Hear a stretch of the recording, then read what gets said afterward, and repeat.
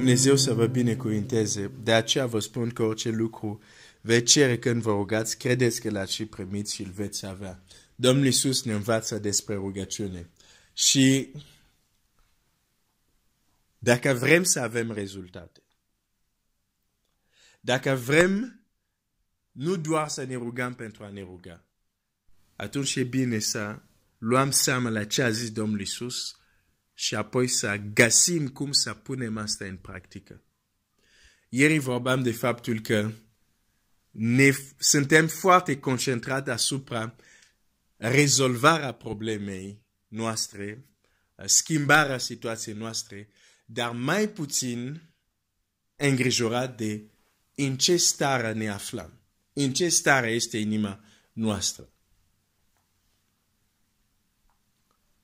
Credeți că l-ați și primit. Ceva trebuie să se întâmple în inima noastră înainte să vedem.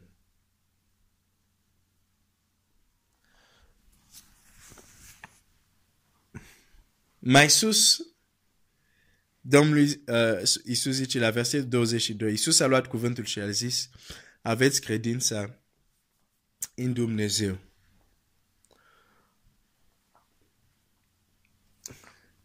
Cum faci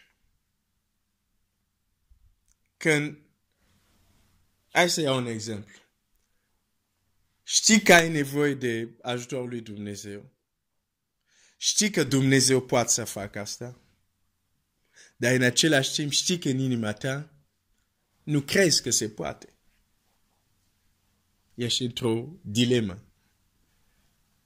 Rațiunea ta îți spune, da, Dumnezeu poate totul, este atotputernic.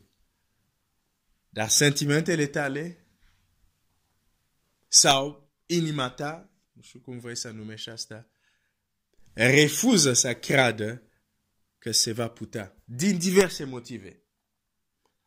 Că nu ești prea bun, că de ce tocmai ție când și alți au același situație, de ce la tine Dumnezeu ar interveni.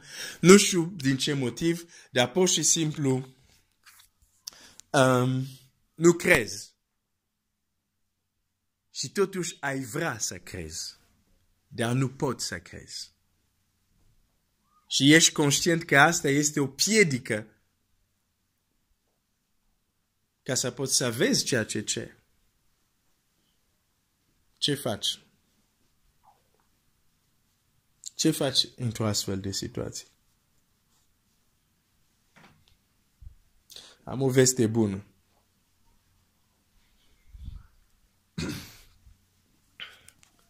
Doar Dumnezeu este neschimbat. Doar Dumnezeu este neschimbat și în El nu poate să apară o umbră de schimbare. Dar tu și eu ne schimbăm. Ne schimbăm. De fapt, schimbarea este o constantă în viețile noastre. Fie că e schimbare în bine, fie că e schimbare în rău, dar schimbarea este o constantă în viețile noastre. Și vestea bună este că, chiar dacă te rogi și știi în inima ta, eu știu că nu cred că Dumnezeu, aș vrea să cred și aș vrea că Dumnezeu să lucreze, dar știu în adâncul inimii mele că am îndoiel, nu prea cred. Da?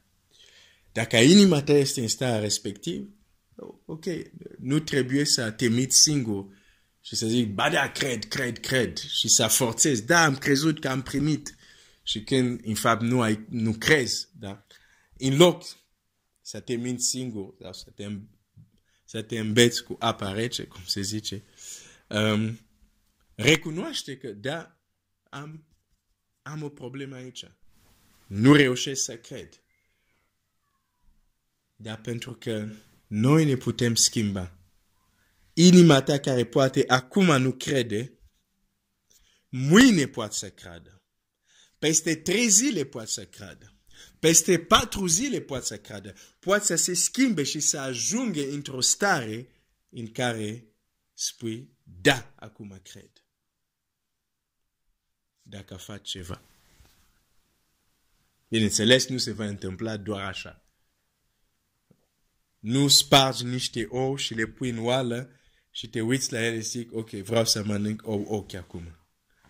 Trebuie să aprinzi focul, da? Trebuie să aprinzi focul.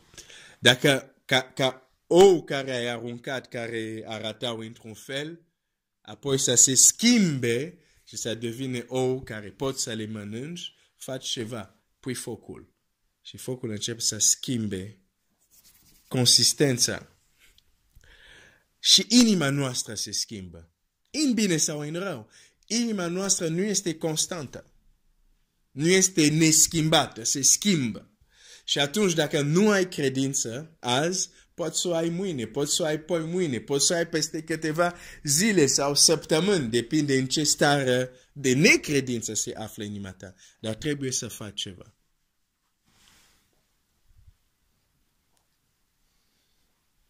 Trebuie să faci ceva. Biblia spune, credință vine în urma auzirii. Credință vine în urma auzirii. Deci starea de credință în inima oamenilor nu este niciodată un accident, dar este un rezultat a unui proces, auzirea.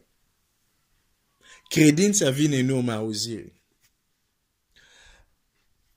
Deci, atunci când mă rog, nu trebuie doar să mă gândesc la momentul când chiar cer ceva de la Dumnezeu, dar când mă gândesc la rugăciune, trebuie și să mă gândesc la momentul unde, în mod voit și conștient, expun mintea mea și inima mea la cuvântul lui Dumnezeu cu scopul ca cel cuvânt al lui Dumnezeu să schimbe starea inimii mele. Exact, de exemplu, cum unii dintre voi, probabil, o să faceți asta, că a venit vara, o să mergeți la soare. Pentru că aveți credința că soarele, când va lovi pielea voastră, o să deveniți ca mine. Bine, nici chiar așa ca mine. Adică o să fiți un pic închiși la piele. Da. Vă expuneți pentru că credeți că razele soarelui au o putere.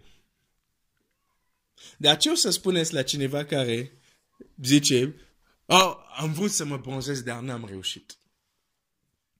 Și este vara și soarele bate puternic și tu spui, pe cum adică nu?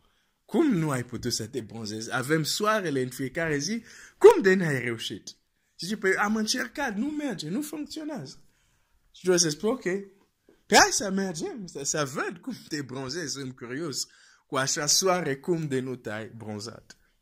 Și persoana se întinde așa se pune în costum de baie sau nu știu în ce costum, și se întinde așa unde este soare, dar peste un minut se îmbracă și zice, pe am stat la soare.